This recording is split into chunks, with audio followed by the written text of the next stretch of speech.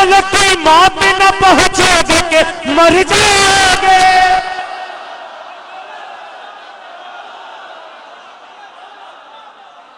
अली हूं मैं, अली हूं अली। आखिरी बंद पेश कर रहा हूं, क्या कहना है मौला सुनना, मिस्र जाया ना करना।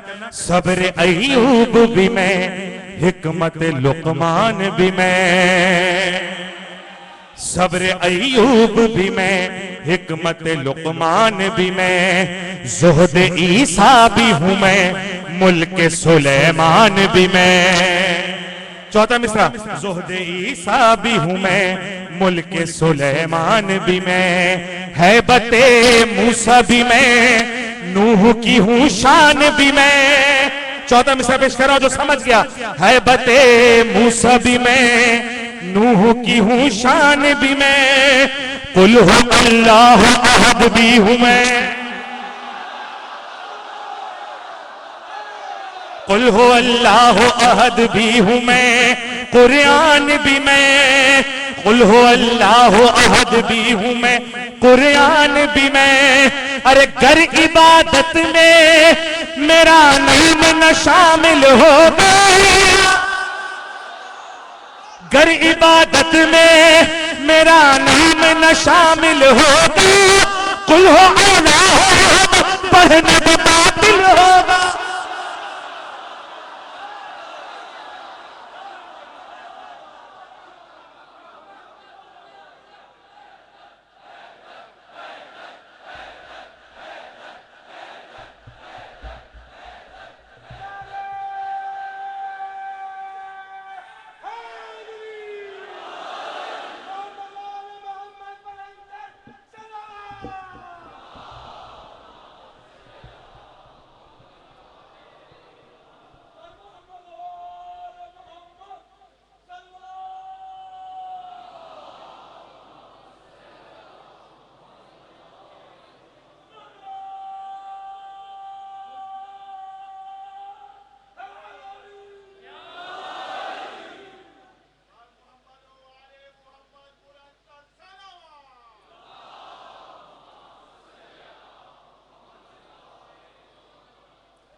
बिस्मिल्लाहिर्रहमानिर्रहीम। तमाम तारीफ़ें अल्लाह के लिए, दुरूद और सलाम मोहम्मद और आले मोहम्मद के लिए।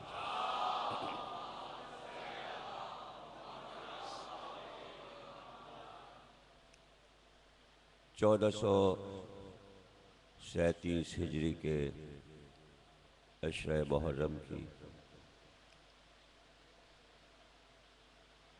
चौथी तकरीर आप हजरात इमाम बारगाहे चाहदा मासूमीन में समाअत फरमा रहे हैं। इकमाल दीन और नेमत अजीम के मौजू पर हम गुफ्तगू कर रहे हैं।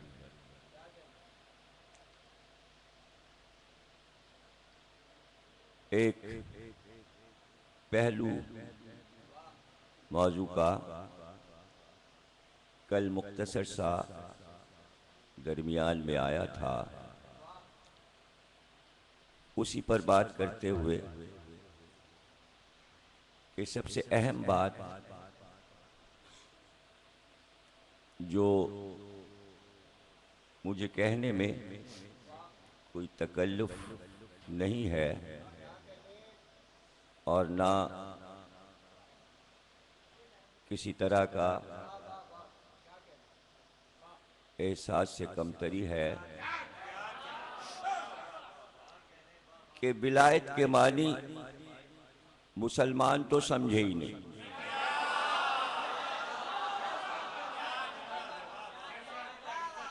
उम्मत के तो समझ में ही नहीं आया, अब रह गए शिया।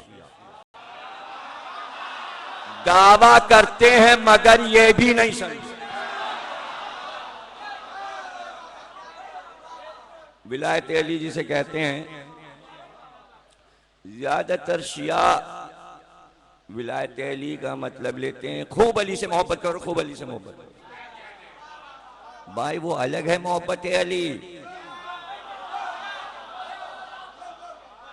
मोहब्बत अली अलग है, वो आपके वुसअते कल्ब के मुताबिक है, लेकिन ये मसला दूसरा है। अब कोई कहता है कि खिलाफत के मानी में है, कोई कहता हुकूमत के मानी में। भाई इस बच्चे को ना परेशान करो, इसको चला जाने दो, वो जा रहा बाहर जा रहा, उसको जाने दो, या अगर कहीं बैठने की जगह दे दो उसको। क्या मसला क्या है तुम्हारा? कहाँ है छिपकली? छिपकली तो वो खुद ही लग रहा है, वो क्या डरेगा छिपकली से?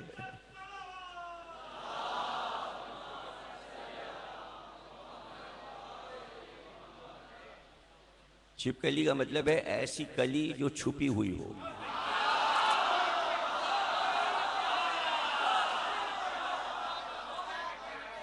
वो अपने को छुपा लेती है ताकि कोई देखने ना पाए, और बरसों छुपी रहती है, बरसों। किताबों में हमारे यहाँ चुके 20-20 बरस से छुपी हुई, जब उम्र खत्म हुई तो निकली। तो कोई हुकूमत के मानी लेता है और कोई खिलाफत के मानी। आमतौर से सारी चीजों को मिला दिया जाता है। इमाम, इमामत, हुज्जत, वली, विलायत, हुकूमत, खिलाफत, उलिल अम्र, ये सारी चीजें अगर एक ही मानी है तो फिर अल्लाह को अलग अलग नहीं बयान करना चाहिए। अलग अलग आयात में आए विलायत और है, आए उलिल अम्र और है, आए खिलाफत और है। वो आदम के लिए है या अली के लिए? लफ्ज सुल्तान भी कुरान में आया है अली के लिए। सुल्तानुन नसीरा, अली को कहा गया कुरान में कि अली वो सुल्तान है। सुल्तान की खासियत ये कि जो हर दौर में मौजूद रहे। अब हमारे यहाँ सुल्तान ये है कि भाई टीपू सुल्तान, भाई इससे ज्यादा तो हम नहीं जानते सुल्तान। नसीरा यानी जो अल्लाह के नुमाइंदों की हर दौर में मदद कर रहा हो। और यह भी कुरान ने कहा कि अली ने 1,24,000 अंबिया की पोशीदा मदद की और सरकार दो आलम की जाहिरी मदद की। तो ये सारी चीजें जहन में रखिए। तो मौलायत मैं जिसका मौला उसके अली मौला, यही हमारा मौजू है। मुसलसल इसी पे गुफ्तगू करेंगे। तो अब यहां गदीर में कहा मौला, गदीर में कहा मौला। अब शुरू से देखिए आप कि अली के पास कितने ओहदे रह चुके। ऐसा होता है हुकूमतों में, जो दुनियावी हुकूमतें अब चली हैं जमहूरियत में, तो उनमें यह होता है कि अगर किसी मिनिस्ट्री के लिए अच्छा वजीर ना हो, मिनिस्टर ना हो, तो वो सारे ओहदे वजीर आजम अपनी तरफ ले लेता है। या कुछ और मसलहत होती है, कुछ वजूहात होती जो अवाम नहीं समझ सकते। मसलन जैसे आप यहाँ पाकिस्तान में आजकल वजारत खारजा नहीं है, वजीर खारजा नहीं है पाकिस्तान के पास, और ये भी नहीं ऐलान हुआ कि वजीर आजम ने अपने पास ये ओहदा रखा हुआ है। लेकिन ज्यादातर खारजा पॉलिसी बाहर के मुल्कों से मिलना, मुलाकात करना और बैरूनी मुल्कों से अच्छे ताल्लुकात रखना, ये वजारत खारजा का। दाखिला जो होता है वो अंदर के काम देख रहा होता है। वो है इनके पास, दाखिला इनके पास है, बड़े बड़े बालों वाला। इमरान खान का बचपन का दोस्त, दोनों साथ ही क्रिकेट खेलते थे बचपन में, तो वो है इनके पास। लेकिन खारजा नहीं है।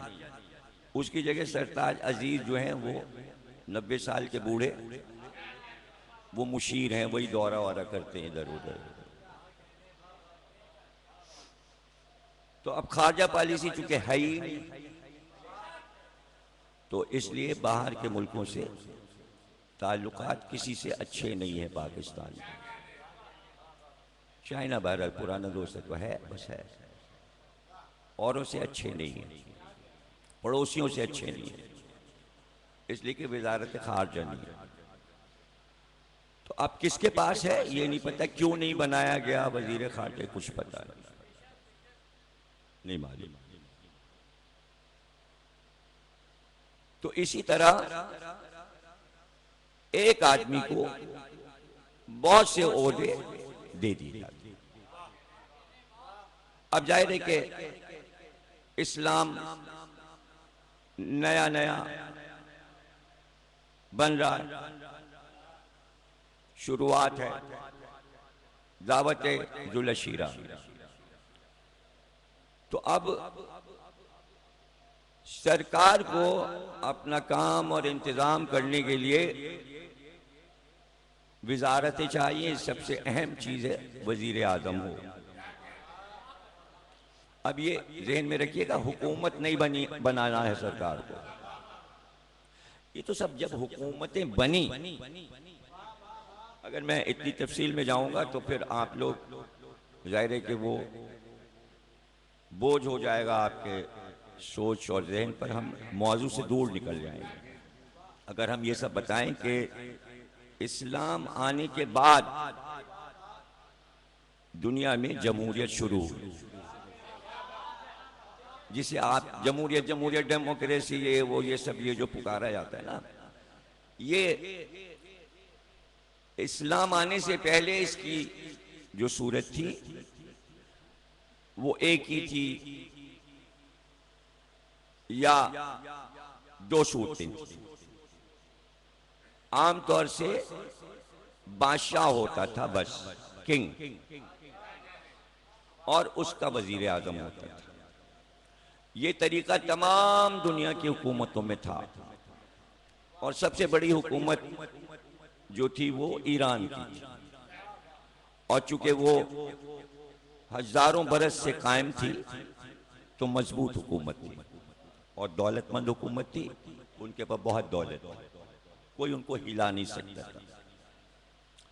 उससे पहले इराक में भी कुलदानियों की हुकूमत थी, उनका भी बादशाह होता था इराक। शाम वगैरह जो थे ये सब रूम के जेरे असर मुल्क थे, तुर्की तक, तो ये हुकूमत रूम कहलाती थी। इनका भी एक आइडियल तरीका हुकूमत का था, सल्तनत का। और जो अंग्रेजी हुकूमत थी पुरानी रूमी, रूम को दो हिस्सों में तकसीम किया गया था, एक में यूरोप के ममालिक आते थे और एक में कुछ एशियन ममालिक आते थे, इसलिए रूम की हुकूमत दो हिस्सों में बटी थी। ये सब मैं आपको 800 साल 900 साल 1000 2000 2500 बरस पहले की बातें बता रहा हूं, सूरत हाल। लेकिन यूनान ने एक हुकूमत का नक्शा ये दिया था कि बादशाहत के साथ, चूंकि उनके यहाँ फलसफे का बहुत चर्चा था और सबसे ज्यादा फलसफी वहीं पैदा हुए, फलसफा वहीं से शुरू हुआ, सुकरात वहीं आया, अरस्तु और अफलातून वहीं आए, पैथागोरस वहीं आया। तो ये सारे लोग जो थे ये एक फिक्र दे रहे थे। तो पहला असेंबली हाल दुनिया में यूनान के दारुल हुकूमत एथेंस में बना, और ये सारे लफ्ज जो हैं आप जो इस्तेमाल करते हैं, लफ्ज पुलिस, तो असेंबली को पहले पुलिस कहते थे। तो पुलिस हाउस जो है वो एथेंस में अभी बना हुआ है, उसी को देखने सारे सयाह आते हैं, मैंने भी देखा। लेकिन जलजलों में कई बार वो तबाह हुआ, पहाड़ी के ऊपर है वो पहला असेंबली हाल दुनिया का कहलाता है। तो ये सारी चीजें मिलाई गई। ऐसे में अरबों के पास कभी कोई हुकूमत नहीं थी, चूंकि वो कबाइल में बटे हुए थे और वो 3 हिस्सों में बटे हुए थे। उनके कबाइल 3 हिस्सों में थे। एक वो थे जो कबाइल शहरों में रहते थे, वो कबाइल जो शहरों में रहते थे तमद्दुन बनाकर, मक्के में, मदीने में, ताइफ में, एक गुरोह था। दूसरा गुरोह वो था जो पहाड़ियों पे रहता था, और तीसरा गुरोह जो था सहराओं में रहता था, और वो अपने ऊंट, जानवर, बकरी लिए हुए बच्चल रहे होते थे आगे खैमे लादे हुए, और जहां उन्होंने पानी और घास देखी वहीं डेरा डाला बंजारों की तरह, और अगर घास सूख गई, पानी खत्म हो गया, फिर आगे बढ़ गए, फिर आगे बढ़ गए, उस शहरों में भटकते रहते। तो इनके 3 गुरोह में नफ्सियात भी इनकी 3 तरह की थी। जो शहरों में आबाद थे वो थोड़ी बहुत तहजीब और तालीम से कुछ वाकिफ थे, कि तालीम भी कोई चीज होती है, पढ़ा भी जाता है, लिखा भी जाता है, हर भी पहचाने जाते हैं। लेकिन जो पहाड़ पे और शहरों में रहते थे वो पढ़ने लिखने से लाताल्लुक थे, वो हुरूफ नहीं जानते थे, लफ्ज नहीं जानते थे, इल्म नहीं जानते थे, तमद्दुन नहीं जानते थे, खाने पीने की उनको तहजीब ये सब नहीं आती थी, न शादी, न ब्याह, न निकाह, ये सब नहीं जानते। और चूंकि नफ्सियाती तौर पे पहाड़ पे रहते थे, जो पहाड़ पे रहेगा उसका दिल सख्त होता है, और जो शहरों में रहेगा वो जर्रे की तरह बिखरा हुआ होता है, एक दूसरे से ताल्लुक नहीं होता, सब एक दूसरे के दुश्मन होते हैं। तो ऐसे में तमाम दुनिया की नजरें अरब पर थी, और उन्हें पता था कि यहां सोना निकलता है और निकल सकता है, लेकिन अरबों में इतनी कुव्वत नहीं है कि वो ऐसा कर सकें। दूसरे जानते थे, बादशाह जानते थे, सल्तनतें वो चाहती थी कि अरबों को पकड़कर गुलाम बना लिया जाए और इनको बेचा जाए, इनकी औरतों को कनीज बनाया जाए और चारों तरफ से अरबों को घेर लिया जाए। वही वक्त था कि जब तैयारी थी पूरे वर्ल्ड में कि अरब को गुलाम बना लिया जाए, और जब मौका मिलता था तो मार पीट के ले भी जाते थे, कोड़े भी लगाते थे, गुलाम भी बना लेते थे, औरतों को उठा ले जाते थे। ये था कि अरब पे कब्जा हो जाए, रूम का कब्जा हो जाए, यूनान का कब्जा हो जाए, या और दीगर हुकूमतें जो उस दौर में पड़ोस में थी उनका कब्जा हो जाए। ऐसे में अल्लाह ने सरकार से कहा कि ऐलान कीजिए नबूवत का।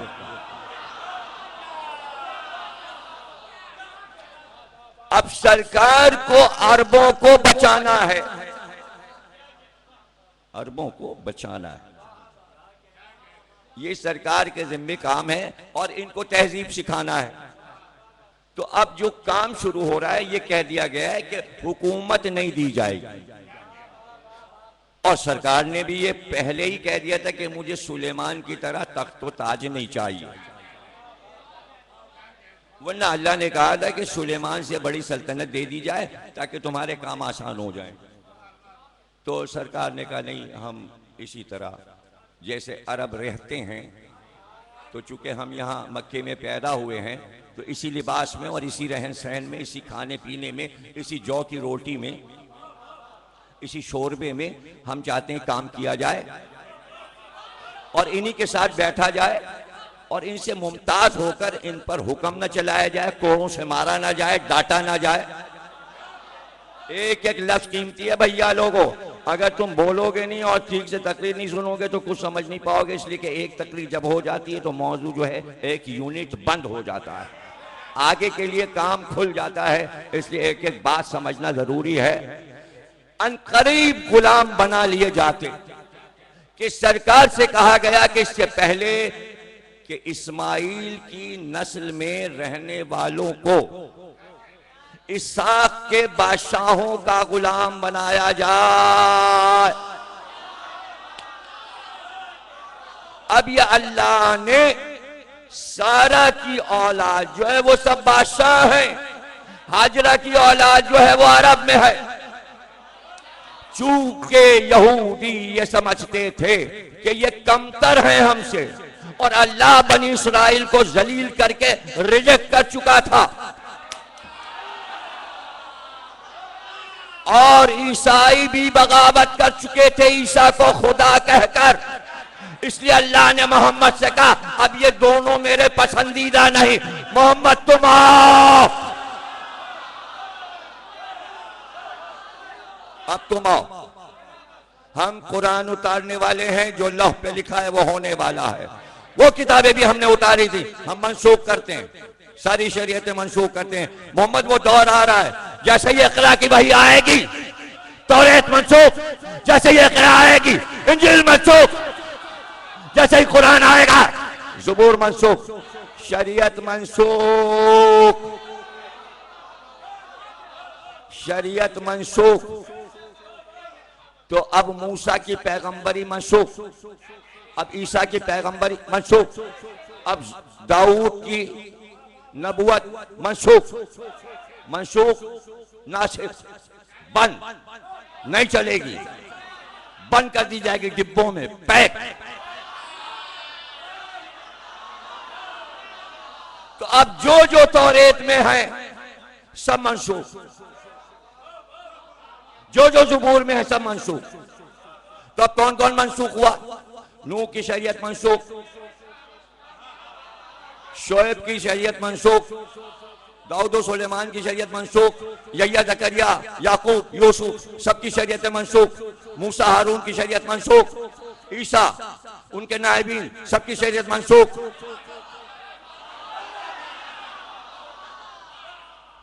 अब मैं मुसलमानों से पूछूं किसकी शरीयत पे चलते हो? इतवार के जंग के अखबार में मजमून में मुफ्ती साहब ने लिखा कि आशूर का दिन वो है कि जिस दिन तौरेत उतरी, आशूर के दिन इंजील उतरी, आशूर के दिन ज़बूर उतरी, आशूर को नबूवत मिली, और ये हुआ और यूसुफ ये और यूनुस ये और ये वो मछली के पेट से निकले और बनाना हुआ और इब्राहिम आग से बचे। तो आशूर के दिन ये सारी मनसूख शरीयतें क्यों सुना रहे हो?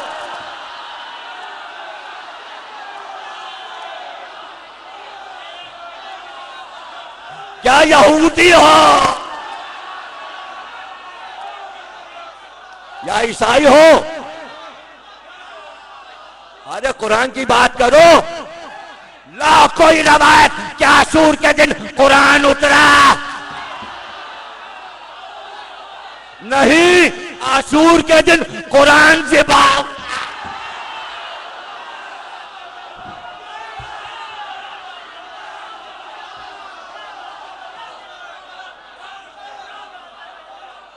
ये सब टीवी पे पढ़ दिया है, कल या परसों आएगा, परसों की मजलिस में आएगा और कह दिया है आपको इन चीजों से क्या मतलब।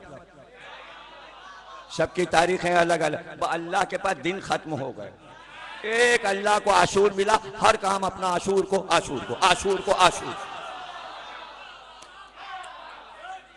मगर एक हम तारीख सुनाए दे। कुछ तारीखें ऐसी होती हैं कि जो उसी दिन होती हैं और कुछ तारीखें उस दिन नहीं होती, होती उसी दिन है मगर उस दिन नहीं होती। ये सबके समझ में नहीं आएगा। लोगों ने इमाम सादिक से पूछा इमाम हुसैन किस दिन शहीद हुए, किस दिन कत्ल हुए, कौन सा सन था, कौन सा दिन था, कौन सा महीना? आपने फरमाया यौम सकीफा को शहीद हो गए। कुछ समझ में नहीं आया। अरे जिस दिन मुसलमानों ने अली की विलायत से इनकार करके अपना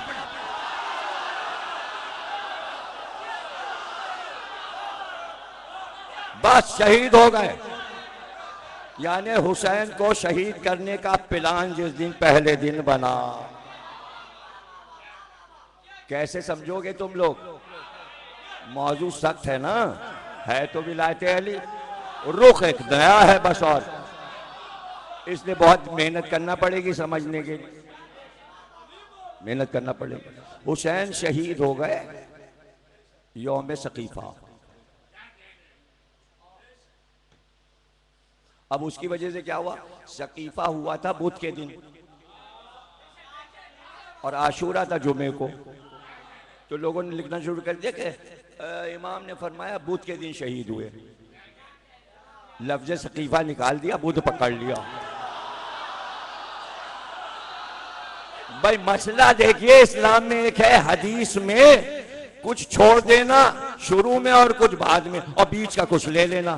कभी बीच का छोड़ना, शुरू का ले लेना, और कभी आखिर। इसी में तमाशा बन गया, इसी में 72 फिरके हो गए। भैया हम तो मुकम्मल, हमारी हर किताब उठा के देख लो, हम तो मौजू जब चुनते हैं ना, तो हत्तल इम्कान इस मौजू पे कहाँ क्या क्या है, हम छोड़ते कुछ नहीं। मजा नहीं आता, किसके लिए छोड़ दें, किसके लिए छोड़, इसलिए सब सब सब सब।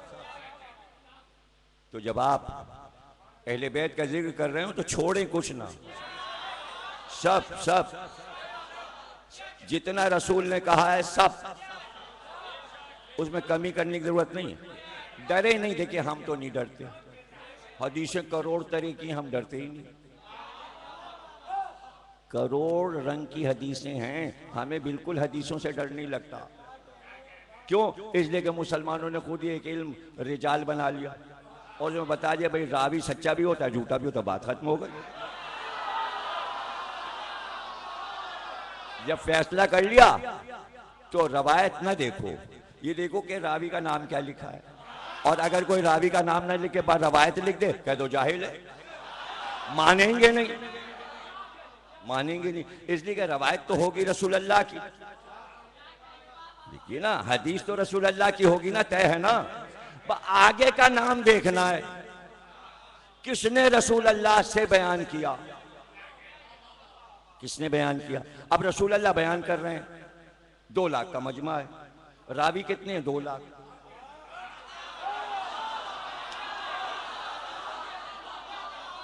तो अब दावत जुल अशीरा, उसमें घर वाले हैं सिर्फ, बाहर वाले हैं नहीं। तो हो सकता है कि बाहर वालों को ना मालूम हो क्या कहा गया। तो सरकार ने कहा कि भाई हम तो आम तरीके से इन्हें चला लेंगे, न तख्त की जरूरत, न दारुल हुकूमत की जरूरत, न फौज की जरूरत, न तलवार की जरूरत, न सिपाहियों की जरूरत। या अल्लाह मैं सारा काम कर लूंगा, लेकिन बस एक बात है, मुझे एक वजीर चाहिए।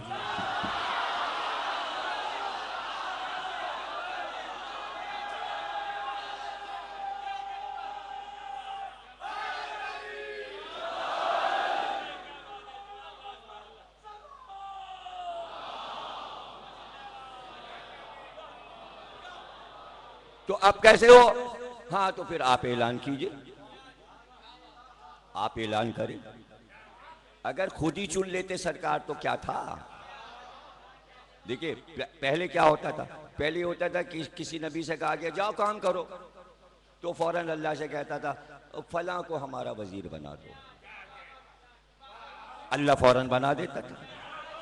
मूसा से जाओ फिरौन से जाके समझाओ उसको, बात करो। फौरन हजरत मूसा ने कहा हम अकेले नहीं जाएंगे, वहां बड़ा रोब दबदबा जाओ जलाल ये वो है, मैं अकेला नहीं जाऊंगा, मेरे भाई हारून को मेरा वजीर बना दे। अल्लाह ने कहा बना दिया, जाओ लेके जाओ जाओ जाओ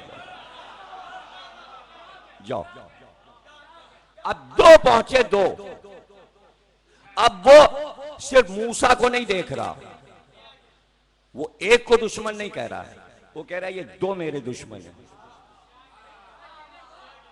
अब जहां जहां जिक्र है तौरेत सिर्फ मूसा पे नहीं उतरी, मूसा और हारून पर।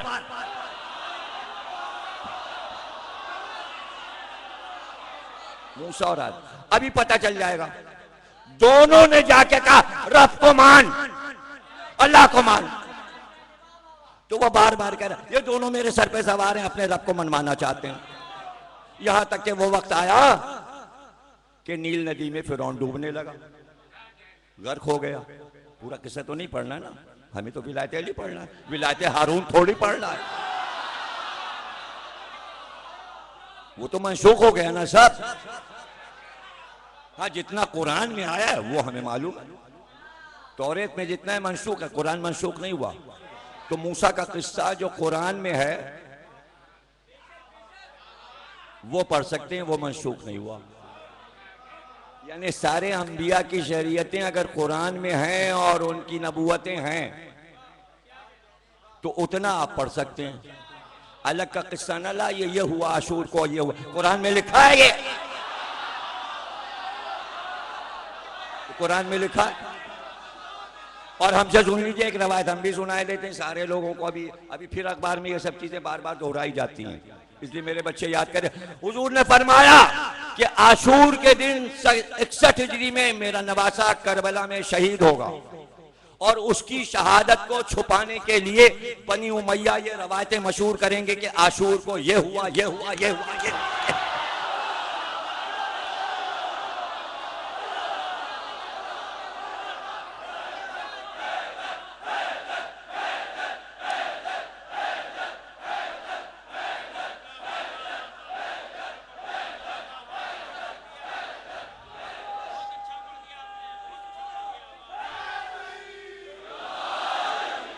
जैसे ही गर्क हुआ फिरौन, एक बार उसने हाथ उठाया, अब डूब रहा है, मैं माल असबाब आल औलाद लश्कर, और हाथ उठाए हुए और कह रहा है, ऐ मूसा और हारून के खुदा,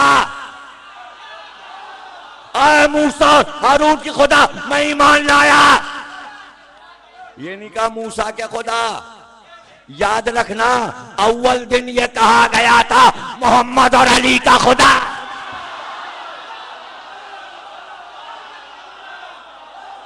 अगर तुम नहीं कहोगे मोहम्मद और अली का खुदा तो आधा खुदा समझ में आया।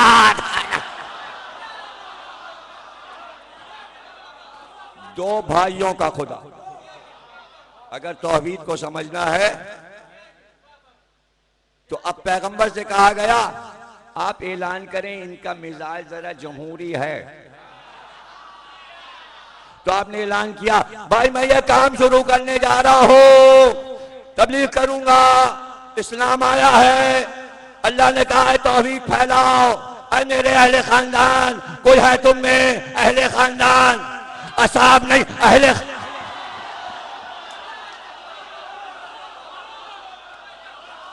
इंतखाब खानदान से होना है।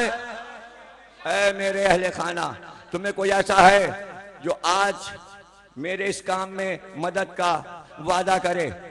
जो वादा करेगा और मेरी मदद करेगा आने वाले दौर में मैं उसको अपना खलीफा बनाऊंगा। हल्के पड़ गए, पड़ गए, हल्के पड़ गए। अपना खलीफती, अपना खलीफा बनाऊंगा, जानशीन, अपना वजीर, अपना वसीर। अब 3-4 लफ्ज मुतारिफ करा दिए।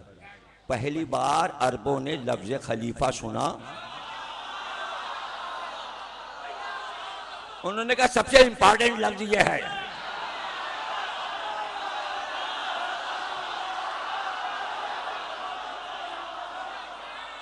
पहले का खलीफा, अब हदीस के साथ पढ़ लो। जैसे ही अली आए, या रसूलल्लाह आप पे सलाम हो, रसूलल्लाह ने कहा आ मेरे खलीफा, आ मेरे अलमदार, आ मेरे वजीर, आ। अच्छा साहब, लफ्ज मुतारिफ हो गए, लफ्ज मुतारिफ हो गए। अब 4 हिजरी आई, 4 हिजरी आई। अमर इब्न अब्दुल्लाह ने आवाज दी, कौन है जो मेरे मुकाबिल पे निकले? सरकार ने कहा आज जो इसको मारेगा, कत्ल करेगा, आने वाले दौर में मेरा खलीफा होगा। ओ, उन्होंने कहा ये लफ्ज सबसे अहम है। मारा अली ने, सबके चेहरे उतर गए। दावत जुलशीरा में भी यही खलीफा बने, 4 हिजरी में भी यही खलीफा बने। अब जब गदीर में रसूल ने कहा मन कुन तो मौला अली मौला, तो अरब वाले समझे आज खिलाफत का ऐलान हो गया, जबकि लफ्ज खिलाफत इस्तेमाल नहीं हुआ था, मौला कहा था। यह समझने का फेर था, इसलिए कि खलीफा तो वो बन चुके थे 12 साल।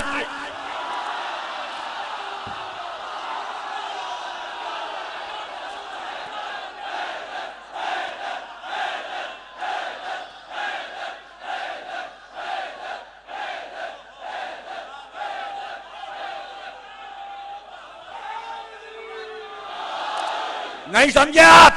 सिर्फ 2 बार का खलीफा। एक जब अली 12 साल के थे तब का ये मेरा खलीफा है। जब अली ने कहा मैं वादा करूंगा, करीब बुलाया, कंधे पे हाथ रखा। अभी छोटे हैं ना, कंधे पे हाथ, ये है मेरा खलीफा, ये है मेरा खलीफा।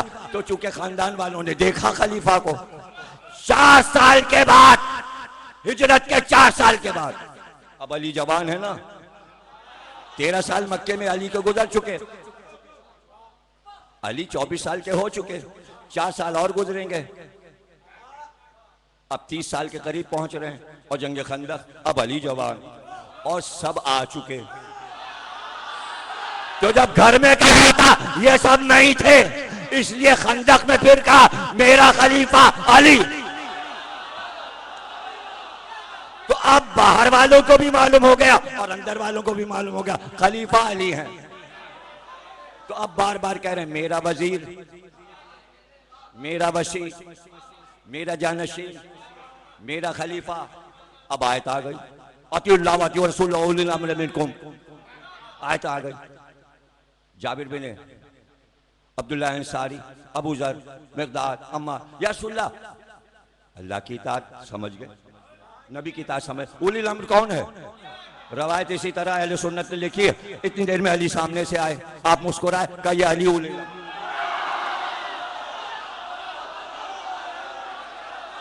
सबने पूछा अल्लाह की इताअत वाजिब? कहा आपकी इताअत वाजिब? उलिल अम्र का जैसे अल्लाह की इताअत, जैसे मेरी इताअत वाजिब है, अली की इताअत वाजिब। पता चला गदीर में ऐलान हुआ था इताअत वाजिब रहेगी क़यामत तक, खलीफा बदलते रहेंगे, इताअत अली की।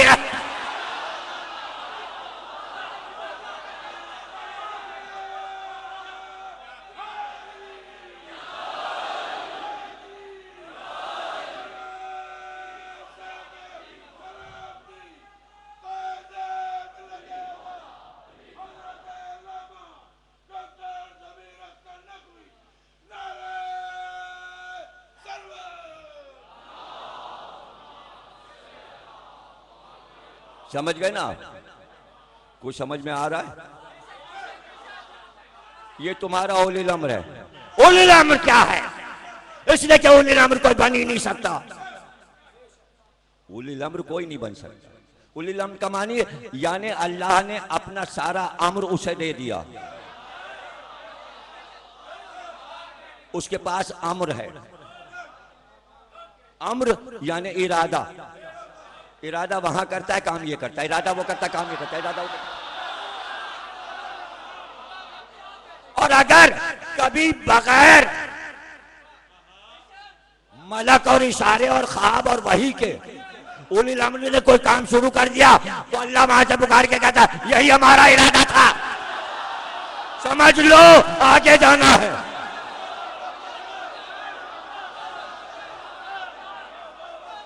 आप कहेंगे भैया मिसालों से समझा दो। हम तुम्हारी तकरीर में ज़मीर अख्तर इसलिए आते हैं, ज्यादा गाढ़ी गुफ्तगू ना किया करो। तुम चूंकि आसान उर्दू बोलते हो तो हम आ जाते हैं, अगर ये सब करोगे 3-5 तो हम कल से नहीं आएंगे। हाँ तो आसान समझा दो ना। बच्चों ने कहा माँ से मेरे कपड़े कहाँ हैं ईद के? माँ ने कहा कल दर्जी लाएगा। अल्लाह ने कहा यही हमारा।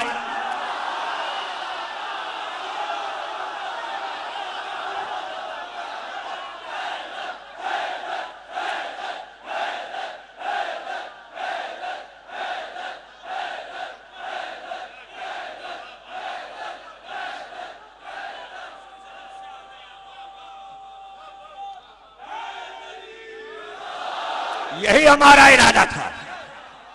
अब सैयदा उलिल अम्र, उसके अम्र की मालिक, क्या मतलब है? अल्लाह यह भी तो कर सकता था कि मदीने के किसी दर्जी के दिल में इल्हाम करता कपड़े सी के चला जा सैयदा के बच्चों के लिए। क्या है वो क्या है? कादिर मुतलक। कादिर मुतलक ने ऐसा नहीं किया कि दर्जी पे इल्हाम हो और दूसरे दिन दर्जी नबी बन जाता। जुलाहे तो बन ही गए थे। दर्जी भी खिलाफत का दावा कर देता। तो रिजवान है जन्नत, रिजवान समझने, जो जन्नत के दरवाजे का दरबान है, पूरे जन्नत का इंचार्ज, जन्नत का इंचार्ज रिजवान को बुलाया, रिजवान को बुलाया और बुला के कहा तुम जाओ कपड़े लेके और इदरीस से कह दो कपड़े जो सिले रखे हैं बच्चों के वो अब दे दो। और रिजवान कपड़े लेके जाओ सैयदा के दरवाजे, और खबरदार ये ना कहना मैं जन्नत का रिजवान हूं और जन्नत से, कहना हसनैन का दर्जी आया है। इरादा, इरादा। एक मिसाल समझा दी, अगर इस तरह की कोई खूबी किसी में हो तो उसको उलिल अम्र कहेंगे, क्योंकि ये सारी खूबियां अली में मौजूद हैं। इसलिए अल्लाह ने अली को कहा उलिल अम्र, नबी ने कहा यह है तुम्हारा उलिल अम्र, इसकी इताअत वाजिब रहेगी कयामत तक। क्या ऐलान हुआ था गदीर खुम में? खिलाफत का नहीं, ये ऐलान हुआ था कायनात में अल्लाह के अम्र के मालिक अब अली हैं। मैं अपना काम कर चुका, मैं जा रहा हूं। अब अली जाहिर बजाहिर, तुम अगर अली के पीछे चलोगे तो आराम से अल्लाह के इरादों पे चल सकते हो।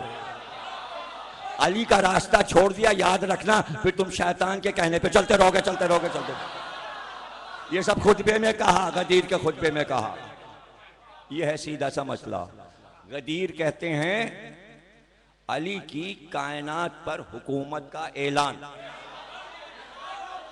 यानी पहले सरकार की हुकूमत है ना, अब सरकार सारा चार्ज, देखिए देखिए विजारत का चार्ज तो अली के पास है ना। क्या विजारतें अली के पास हैं? विसायत की, हुज्जत की, विलायत की सीट, सारी मिनिस्ट्रियां अली के पास हैं। एक के पास रह सकती हैं जब वैसा आदमी ना हो, तो वजीर आजम है। तो अब वजीर आजम के जो जो काम हैं वो सारे हैं। अगर बादशाह और सदर किसी मुल्क के दौरे पे जा रहा है तो प्रोटोकॉल ये कि वजीर पहले पहुंचे, और भाई अमला आ रहा है, तैयारी कराना, बताना है वहां के मुल्क के बादशाह को, बताना है हमारा बादशाह आ रहा है, हम वजीर आजम हैं, ये उनका प्रोटोकॉल है, ऐसे रहना होगा, ये होगा खाना, ये खाते हैं, दावत ये होती है और ये चीजें पकती हैं, ये पसंद है, ये है, ये है। इसलिए जब नबी दूसरे मुल्क पहुंचे मेराज पर तो अली पहले, कुछ नहीं समझे।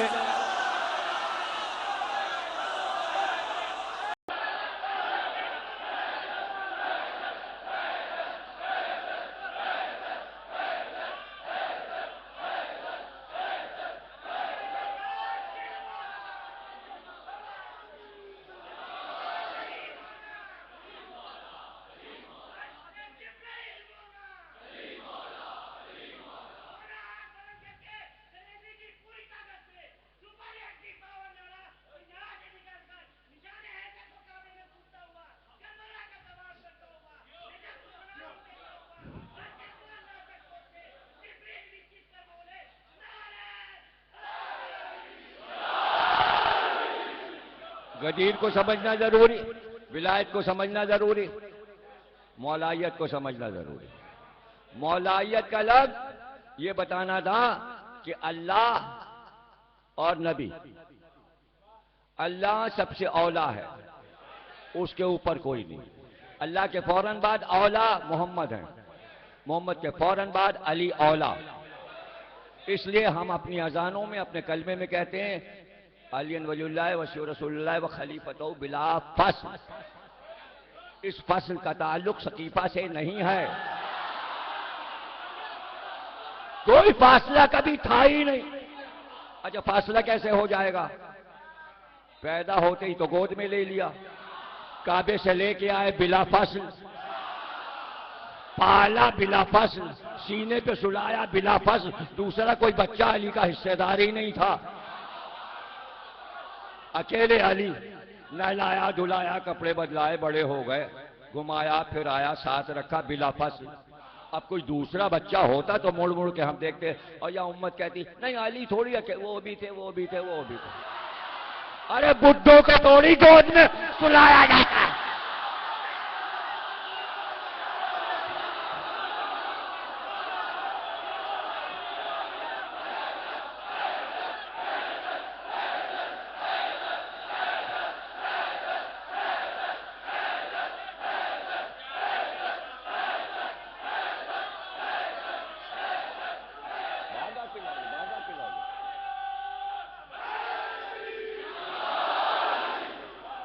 आपका जोश माशाअल्लाह। देखिए अब अगर कोई इस दौर में पूछे विलायत अली के क्या मानी, उसको लाइए दिखाइए, कहो ये है विलायत। यानी अब क्या मफहूम है विलायत अली का? यानी दिलों पर हुकूमत थी, ज़हनों पे हुकूमत थी। जहां ज़हन हाजिर वहां अली की हुकूमत है। जहां दिल मुर्दा हो गए वहां हुकूमत कैसे होगी? जहां दिल जिंदा वहां अली की हुकूमत है। यह है हुकूमत। अब मोहब्बत के परों पे परवास करें, यह है हुकूमत अली। जिक्र अली, हुकूमत अली।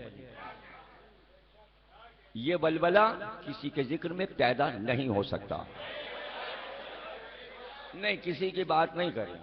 आप ऐलान करें किसी दिन आज हमने हजरत आदम की साले साहब की मजलिस की, पूरी मजलिस हजरत आदम पे होगी। एक आदमी जो आ जाए,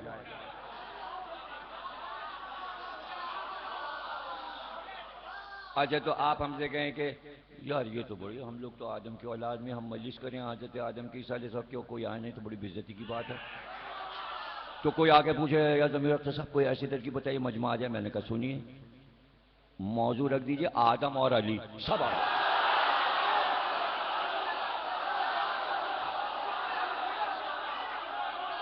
देखिए कैसा मजमा आएगा, कैसा मजमा आएगा। मेरी किताब पढ़ लीजिए, अली बारिश अंबिया, पढ़िए किताब, पूरा अशरा है। पहली तकरीर आदम और अली, फिर नूह और अली, फिर इब्राहिम और अली, फिर मूसा और अली, दाऊद और सुलेमान और अली, आखिरी तकरीर ईसा और अली और सरकार और अली। तो बगैर अली के अंबिया का जिक्र भी रूखा फीका है। अरे भैया बुरा न मान जाना, अरे फर्जंदाने तौहीद, बगैर अली के अल्लाह का जिक्र।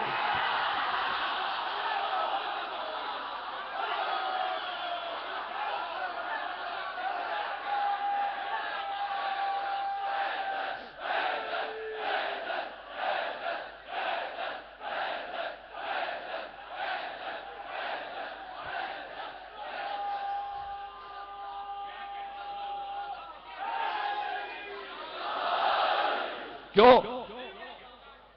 पूरा कलमा क्या रखा? ला इलाहा इल्लल्लाह मोहम्मद रसूलुल्लाह अली वलीउल्लाह।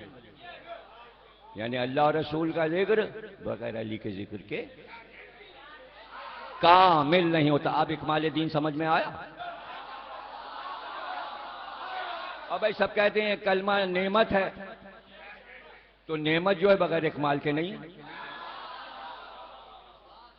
और इकमाल क्या है? ला इलाहा इल्लल्लाह मोहम्मद रसूलुल्लाह अली वलीउल्लाह। और कुरान में कैसे? अल्लाह वली, रसूल वली, अली वली। तो ये लफ्ज अजल से क्यों तय किया अल्लाह ने? अपने लिए, रसूल के लिए, अली के लिए। अब ये कैसे पता लगे कि पहली बार ये लफ्ज रखा गया था अली के लिए या रसूल के लिए या अल्लाह के लिए? अभी आपके खुद ही पता चल जाएगा, समझ में बात आ जाएगी, सामने बात आ जाएगी। अरबी में कलमा कहते हैं उस चीज को जिसके 3 टुकड़े हों, 2 टुकड़ों का कलमा नहीं होता। ये ग्रामर है, ग्रामर, हर एक के समझ में नहीं आएगा। 3 जुमले होंगे तब कहेंगे ये कलमा है, इसीलिए उसे कलमा कहते हैं। यानी 2 टुकड़े आए तो कलमा हो गया।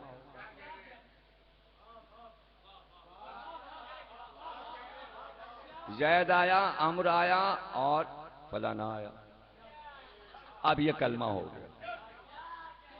2 पे नहीं है, 3 पे है, इसलिए कि 3 में अरबी में जमा है, अरबी में 2 पे जमा नहीं है।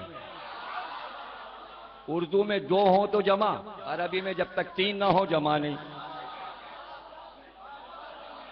लेकिन एक शर्त है, 3 जुमलों से आप कह दो ये कलमा नहीं बनेगा।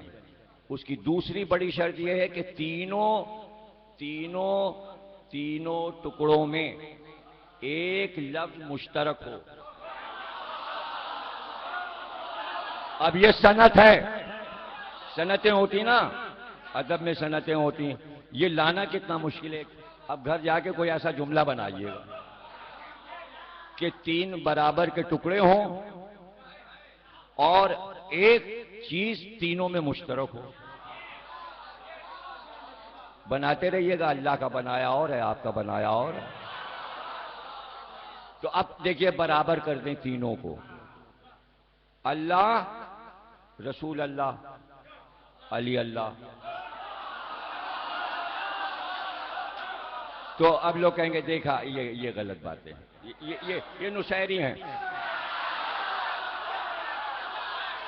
तो क्या पता चला, अल्लाह अल्लाह है, रसूल अल्लाह नहीं हो सकते, रसूल अल्लाह हो सकते हैं।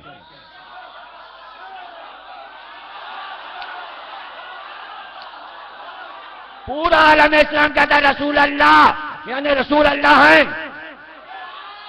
मगर कहा अली अल्लाह।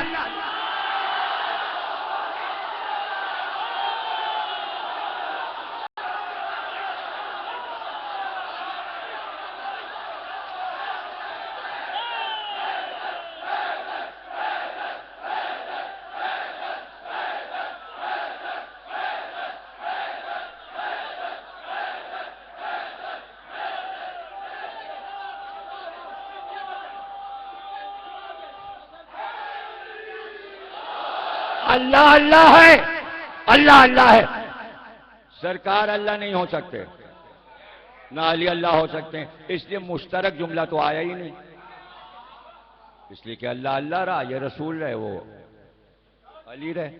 अच्छा, तो फिर ऐसा करें, तीनों को एक लफ्ज दे दें, अल्लाह रसूल, रसूल रसूल, अली रसूल। अरे क्या बक रहे हैं आप, कहीं अल्लाह रसूल हो सकता है, रसूल अल्लाह हो सकता है, अल्लाह रसूल नहीं हो सकता। हालांकि मुसलमान बोलते हैं, हालांकि मुसलमान यही बोलते हैं, अल्लाह रसूल एक, अल्लाह रसूल एक, फिर भी नहीं समझे। वहां रसूल अल्लाह नहीं समझे थे या अल्लाह रसूल नहीं समझे। हमारा ईमान है अल्लाह रसूल पर, हमारा ईमान है अल्लाह रसूल पे, यानी अल्लाह जो है वो रसूल है। अल्लाह रसूल नहीं है, अल्लाह अल्लाह है, रसूल रसूल है, अली रसूल हो नहीं सकते, इसलिए कि इमाम है और रिसालत नबूवत खत्म हो गई सरकार पे, इसलिए अली रसूल हो नहीं सकते। अब मुश्तरक कैसे करें, कलमा बने कैसे? एक ही लफ्ज है जो तीनों के लिए इस्तेमाल होगा, अल्लाह वली, मोहम्मद वली, अली।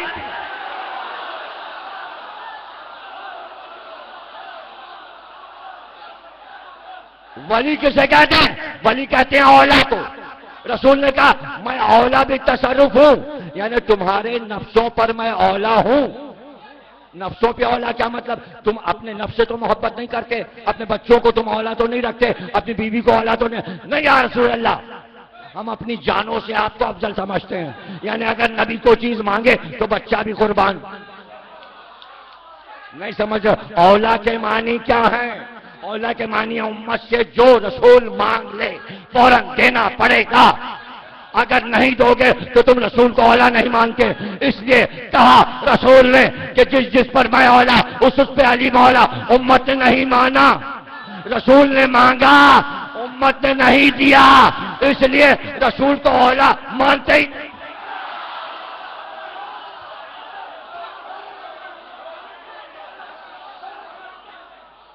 मवद्दत मांगी, उजरत मांगी, अब जो दे दे वो है अमर का मालिक,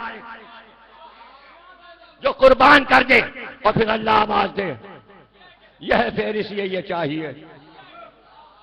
अब पता चला अम्र क्या है, तेरा इरादा मेरा इरादा। देखिए वादा बचपन का है हुसैन से, क्या मालूम वो वक्त कब आएगा। ऐसा ही है, कभी कभी मैं महसूस करवाता हूं, चीजों को महसूस किया कीजिए। कब से आप सुन रहे हैं इमाम मेहदी आएंगे आएंगे आएंगे आएंगे आएंगे आएंगे, सुन रहे हैं ना, अभी तो यही सुन रहे हैं ना, आएंगे। तो ये कैसे कर्ब का जमाना है, इस कर्ब का कुछ पता है आपको? आएंगे, पता नहीं कब आएंगे, कब कब आएंगे, किस दिन वो दिन आने वाला, इंतजार है ना, है ना। 5 साल के थे हुसैन, वादा हुआ करबला में तुम्हें आना है। अब ये बताओ हुसैन पर 50 बरस इंतजार में कैसे गुजरे। करबला कब आएगी, करबला कब आएगी, करबला कब आएगी, करबला कब आएगी, करबला कुछ भी नहीं समझे। महसूस कराया था इमाम मेहदी से, मगर नहीं समझे। हुसैन पे 50 साल कर्ब में गुजरे, वो दिन कब आएगा, कब आएगा। इंतजार है ना, कुर्बानी तो देनी है ना, वादा किया हुआ भाई, वादा तो वफा करना है ना। अभी भी नहीं समझ रहा, अभी मसाइब पे नहीं आया, मैं समझा रहा हूं, बात को समझो। विलायत क्या है, हुकूमत क्या है, अम्र क्या है। अब वक्त कब आएगा, अब वक्त उस वक्त आएगा जब हुसैन खुद इरादा कर ले, तब उसका इरादा होगा।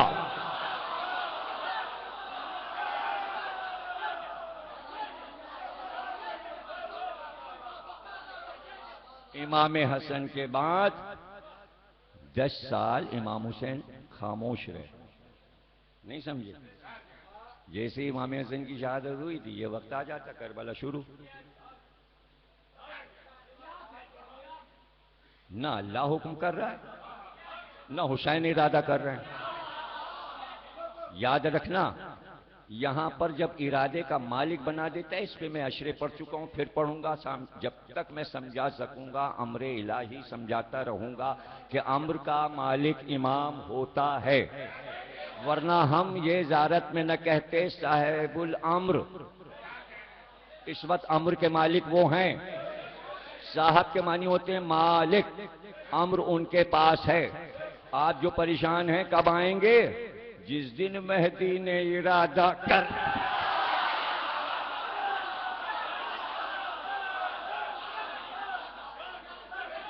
और उनका इरादा हमारे इरादों पर है। कहां समझे, कहां समझे। समझने के लिए बहुत वक्त चाहिए, समझते रहो, सोचते रहो, कुछ खुद भी सोचा करो, रात भर सोचो, सोने से पहले सोचो, सुबह को सो के उठ के सोचो। और ये 10 दिन है सोचने के लिए, सोचते रहो, बहुत सी बातें सोचते रहो। फिक्र दे रहा हूं, दावत फिक्र दे रहा हूं, बहुत अच्छा रहेगा। सोचने का अमल बहुत अच्छा होता है, बोलने से ज्यादा सोचा करो। लोग बोलते बहुत है, बोलते बहुत है, मोह ज्यादा ना बोलो, ज्यादा समझ, उससे ज्यादा सोचो। इसीलिए मुहावरा है, बोलो तोल के बोलो, सोच के बोलो, यूं भर से ना बोलो। बेकार है ऐसे भर से बोलो, ये आपके लिए नहीं, जिसके लिए है।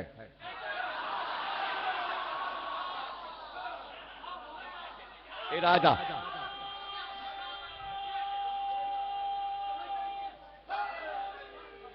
इरादा, इरादा, इरादा हुसैन करें। क्या मतलब, इरादे का मालिक बना दिया। अब बार बार अल्लाह हुक्म नहीं करेगा, ये करो, ये करो, ये करो, ये करो, ये करो, ये करो।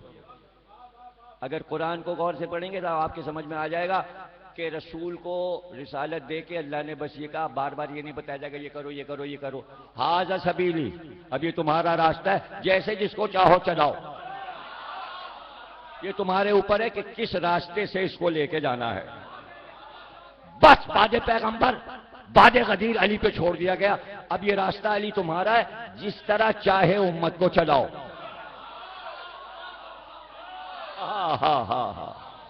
अब क्या भाई, अली ने क्या इरादा कर लिया, अली ने इरादा कर लिया तलवार नहीं उठाएंगे, अल्लाह ने कहा ठीक है। अली ने इरादा कर लिया दोबारा भी तलवार नहीं उठाएंगे, अल्लाह ने कहा ठीक है। तीसरी बार फिर अली ने कहा नहीं, तलवार नहीं उठाएंगे, अल्लाह ने कहा ठीक है, यही हमारा भी इरादा, जो तुम्हारा इरादा वो हमारा। अब चौथी मंजिल आई, सब आए अली के पास, का खिलाफत ले लीजिएगा, जाओ किसी और को बना लो। अब सबने कहा, या अली अगर नहीं लीजिएगा खिलाफत, हम ईंट से ईंट बजा देंगे मदीने की, आपको कत्ल कर देंगे, आपके घर पे हमला करेंगे, आपके घर को आग लगा देंगे अगर आप नहीं लेंगे खिलाफत। अब जान की हिफाजत वाजिब।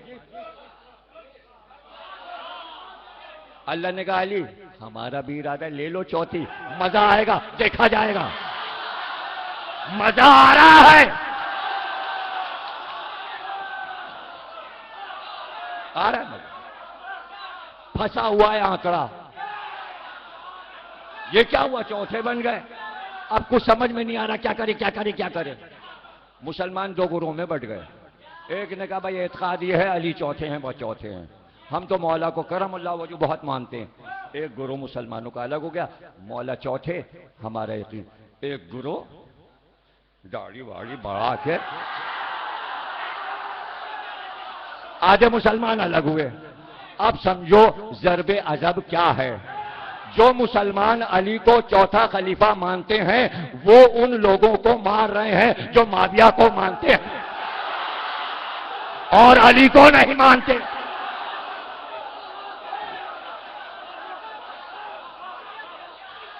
हमारे जनरल राहिल शरीफ साहब अली पर यकीन रखते हैं, इसीलिए उनका सबसे बड़ा निशान, उनके खानदान में 3-4 को निशाने हैदर मिला है। भला वो हैदरी ना हो, ये कैसे हो सकता है? तो उनको मारे जो माविया वाले हैं।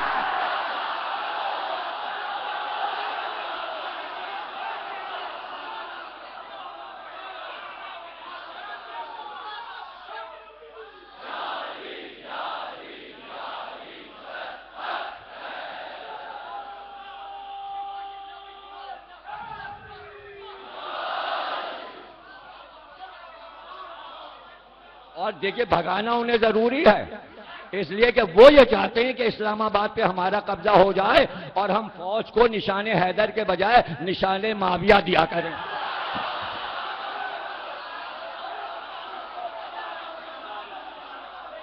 मगर भाई मामला यहां कुछ और है, मामला कुछ और है। आपका इरादा, अब आपका इरादा, अब आपका इरादा आगे कहना ही नहीं है।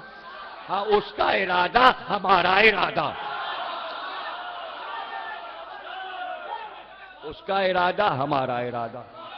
अल्लाह के कहने पे चल रहे हैं, अल्लाह के कहने पे चलते रहेंगे। यही रसूल का मकसद था कि आप अम्र पे चलते रहिए, हम अम्र पे चल रहे हैं। अली उलिल अम्र, अम्र के मालिक सारे इमाम।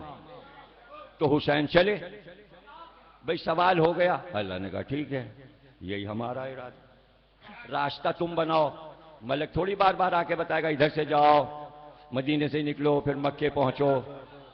नहीं नहीं नहीं, हुसैन को सब मालूम है। मलक आके रास्ता नहीं बताएगा, ये वो हैं जो मलक को रास्ता बताते हैं। तो आपको पता है, आज तक कोई यही नहीं जान सका कि मक्के से करबला हुसैन गए किस रास्ते से। तो फिर रिसर्च हुई, मंजिलें गिनी गईं।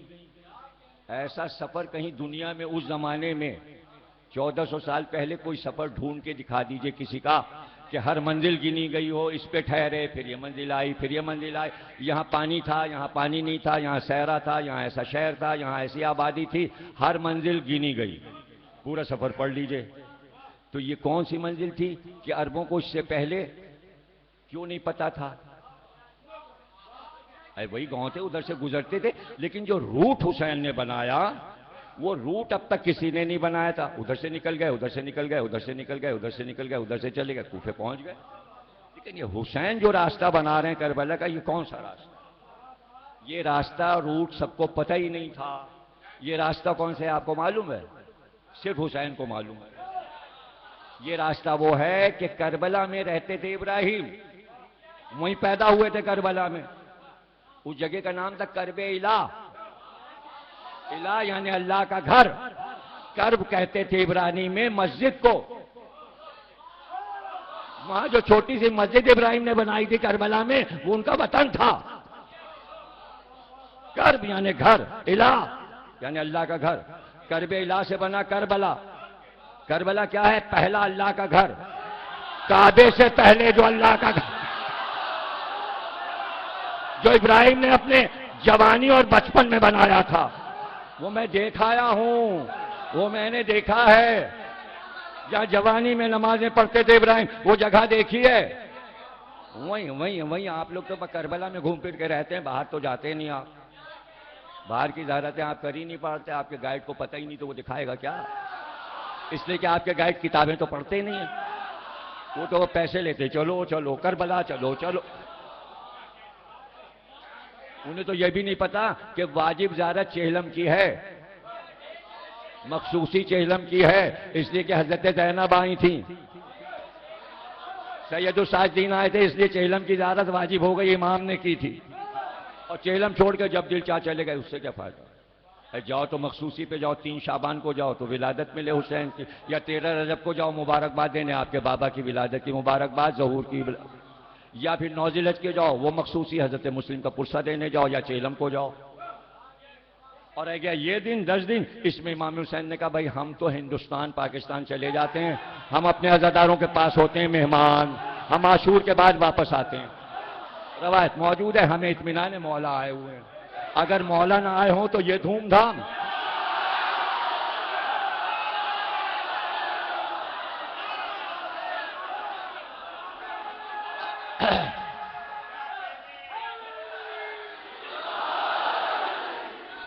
ग्यारह मुहर्रम को खुदाम ने ख्वाब देखा, इमाम हुसैन खड़े हैं 11 को।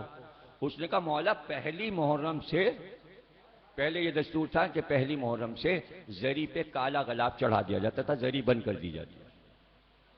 अब वो इस ख्वाब के बाद से जब बशारत हुई थी, फिर उसके बाद फिर खत्म हो गया, लोग सब भूल भाल गए, और फिर हुकूमतें भी बदलती रहीं, जरी को बंद कर देती। तो इमाम ने फरमाया, खुदाम ने पूछा मौला इतना सन्नाटा था रोजे पे आपके, वीरानी थी, 10 दिन से वीरानी थी आपके रोजे, कहा हम यहां थे ही नहीं। तो आप, खुदाम ने कहा आप कहां थे? कहा तुम तो हमारे करीब हो ना, उनकी मोहब्बतों का तुम अंदाजा ही नहीं कर सकते, वो इतनी दूर हैं हमसे कि हम तक आ ही नहीं सकते, उनके पास जराए नहीं, वो गरीब हैं, उनके पास पैसा नहीं है, वो गांव देहातों में रहते हैं, वो सफर तय नहीं कर सकते। भाई जब हवाई जहाज नहीं था, पानी का जहाज नहीं था, जबकि रवायत है पैदल लोग करबला जाते थे, तो इमाम ने कहा वो आ नहीं सकते, इसलिए 10 दिन हम आप उनके पास जाते हैं। अब तुम ये पूछोगे कि हम क्यों जाते हैं, तो यकीन करो कि वो सब इस तरह करबला सजाते हैं जैसे पहली बार करबला का वाक़या हुआ था। जनाब तकरीर खत्म हो गई। फरमाते हैं इमाम जैसे पहली बार वाक़या करबला हुआ था, हम उनकी मोहब्बतों को समेटने जाते हैं। उनके बच्चे सब घरों से निकल पड़ते हैं, कमसिन बच्चे खेल भूल जाते हैं, भूख प्यास खाने का बिल्कुल ख्याल नहीं, और बस औन मोहम्मद का नाम सुना, पिसराने मुस्लिम का नाम सुना, शहजादा अली असगर मेरा बेटा, मेरा बच्चा, मेरा शशमाहा,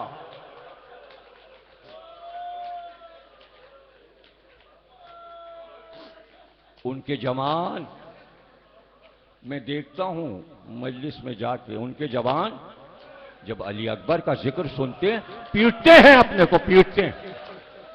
अब ये इमाम हुसैन फरमा रहे हैं और तुम्हारी मोहब्बतों की गवाही दे रहे हैं। फिर आप खुद नाम से कहते हैं कि कासिम के पामाल लाशे पे बहुत रोते हैं, और जो उनके सिंदार हैं वो अब्बास का नाम सुन के थर्राते हैं, सरों को पीटते हैं, और जो उनके बूढ़े हैं बुजुर्ग, वो कभी हबीब का जिक्र करते हैं, कभी जोहेर का, कभी मुस्लिम इब्न हुज्जा का। और फिर फरमाया उनकी औरतें ज़ैनब के नाम पर तड़प तड़प के रोती हैं। उम्मे कुलसूम का जिक्र होता है पछाड़े खाती हैं। और फिर एक जुमला कहा कि छोटी छोटी बच्चियां अपना दामन लेके मुंह छुपा के हाय सकीना, छोटी छोटी।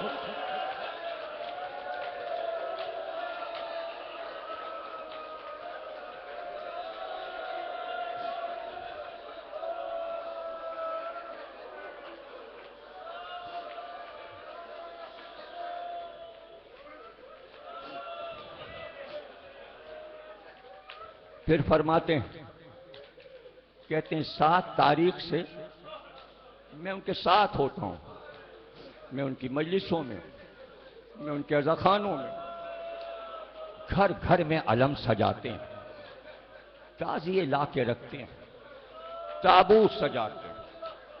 वो मेरे चाहने वाले जो मुझसे बहुत दूर हैं, मैं उन्हें करीब से देख रहा होता हूं। 7 तारीख को वो पानी भर भर के लाते हैं, बच्चे कूजे भर भर के रखते हैं, छोटे छोटे बच्चे, छोटे छोटे बच्चे, और हर जाने वाले से पुकार, नजरे हुसैन थोड़ा सा पानी पी लो, आज 7 तारीख है, बच्चों पे पानी भर। गिरिया, अल्लाह अकबर।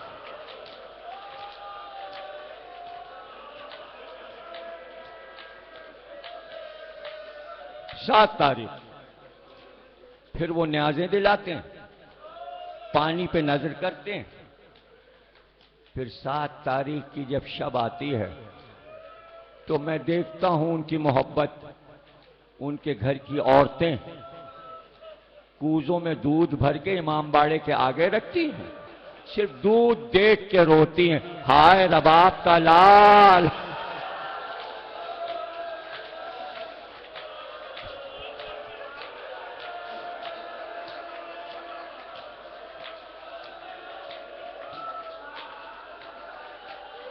खुदाम से फरमा रहे हैं इमाम हुसैन अलैहिस्सलाम। फिर फरमाते हैं 8 तारीख आती है तो ये मेरे चाहने वाले अपने बच्चों के गलों में नन्ही नन्ही मशकें लटकाते हैं, बच्चों को सक्का बनाते हैं और फिर रो रो के पुकारते हैं, अब्बास सकीना का सक्का तुझ पे कुर्बान। खूब गिरिया कर रहे हो, मैं सबके आंसू देख रहा हूं। अल्लाह तुम्हें सलामत रखे, उम्र नू अता फरमाए, घर तुम्हारे आबाद रहें, इसी तरह आज़ादारी करते रहो। अब फरमाते हैं इमाम हुसैन कि जब 10 मुहर्रम की शब आती है कोई सोता नहीं, हमने किसी को बिस्तर पर और पलंग पे नहीं देखा। वो मेरे चाहने वाले पूरी रात एक अदाखाने से दूसरे अदाखाने, तीसरे, वो नालैने उतार देते नंगे सर, पूरी रात माता पुकारते हैं या हुसैन, या हुसैन। और एक खुदाम जब आशूर का दिन आता है, घरों में औरतें बाल खोलकर फरियाद करती हैं जहरा बीवी से, मेरी मां को पुकारती हैं और पुरसा देती हैं, और सब नंगे सर। और उसके बाद दोपहर होते होते कौम के बच्चे और जवान तलवारों से और छुरियों से अपना लहू अली अब्बा के नाम पर, कासिम के नाम पर, करबला सजाई हुई है, करबला सजाई। फिर शाम गरीबा में बैठ के जलते खैमों का मातम करते हैं। ए खुदाम, हम रोते हुए उनके पास से रुखसत होते हैं, लेकिन जब हम उनके घरों को छोड़ रहे होते हैं तो हम उन्हें दुआएं देते हैं, अल्लाह तुम्हारे रिज़्क़ में इजाफा करे, तुम्हारी उम्रें बढ़ा। ए हुसैन, हमारे बच्चों को दुआ देते हो, तुम्हारे बच्चे करबला में कैसे मारे।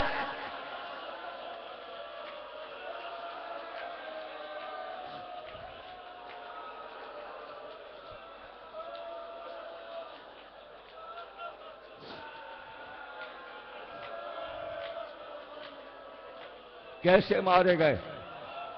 हाँ, ये माएँ जहरा बीबी के घराने की थी, ये इस्मत कदों की बीबियां थीं। इन्होंने अपने बच्चों को कुर्बान कर दिया, मगर अल्लाह वक्त होता तो एक अशरे में बताना मुश्किल कि असहाब अंसार की बीवियां आगे बढ़कर अहले हरम से पहले अपने बच्चों को कुर्बान करने लगी। एक बार शोर हुआ, मुस्लिम इब्ने औसजा का लाशा आया है, हुसैन का सहाबी मारा गया। हुसैन लाश उठाकर लाए, दरे खैमा पर अब्बास और अली अकबर खड़े थे और मुस्लिम का लाशा पड़ा था।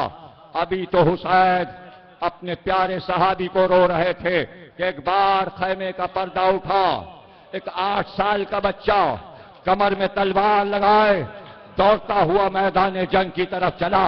इतनी बड़ी तलवार थी कि जमीन पर खत देती जा रही थी। एक बार हुसैन ने मुड़ के देखा, कहा अब्बास ये किसका बच्चा है? अब्बास ये किसका बच्चा है? अरे ये तो अश्किया में जा रहा है, ये तो लश्कर यजीद की तरफ जा रहा है, बहुत छोटा बच्चा है। अब्बा जल्दी जाओ, अब्बा जल्दी जाओ, इस बच्चे को गोद में उठाओ। अब्बास गए, बच्चे को गोद में उठाया, मगर बच्चा तड़प रहा था। कहता था आका छोड़ दीजिए, मैं लड़ने जा रहा हूं, मैं अपने आका की नुसरत करने जा रहा हूं। मैं चलते हुए बच्चे को हुसैन के पास अब्बास लेकर आए।